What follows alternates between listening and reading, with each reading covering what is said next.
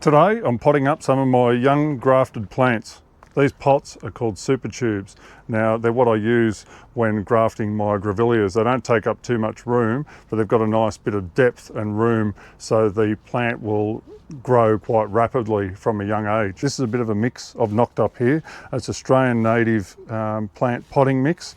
I've thrown one handful of perlite in there as well, and this just helps with a bit of extra drainage for the native Australian plants. The first one I'm going to pot up here is Grevillea pilosa, a pink form. Actually got sent to me from a good friend of mine straight from the desert in Western Australia. It's got large leaves. Some of them are almost the size of a 50-cent piece. Here we have a nice saddle graft. As you can see, the scion is saddling the rootstock. So what I usually do, I take the name tag out. They've always got to have a name tag so you know what the species is. I put my fingers across the pot like this, turn the pot over, give it a bit of a tap and a bit of a squeeze, and that just pops out there just nicely. They don't mind a bit of a tease, the roots on the Grevillea robusta, so I just give them a bit of a tease there. This just helps the root system spread out more when you put it into your new pot. Now I've got some 6-inch pots here that I've sterilised in the meantime.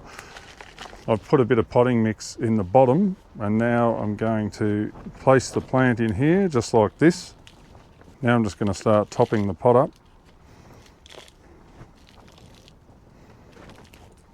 I always just squeeze my fingers around the edge like this, just so the plant is nice and sturdy in the pot. Look, I'll give those leaves a bit of a trim off. We don't need them anymore. The plant's grown big enough up here. So there we go. We've got a potted up plant. I always leave a bit of a lip around the edge of the pot here, about the depth of your fingernail. This is so when you're watering the plant that the water doesn't just fill up in here and then quickly spill out over the sides. You want the water to sit in here and sink into the potting mix. Now we're going to give a water in. I'll put the name tag back in.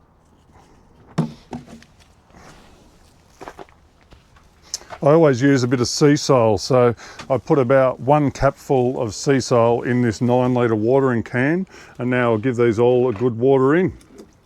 This is just to prevent any shock to the plant and helps give them a bit of a kick and some of the right nutrients the plant needs.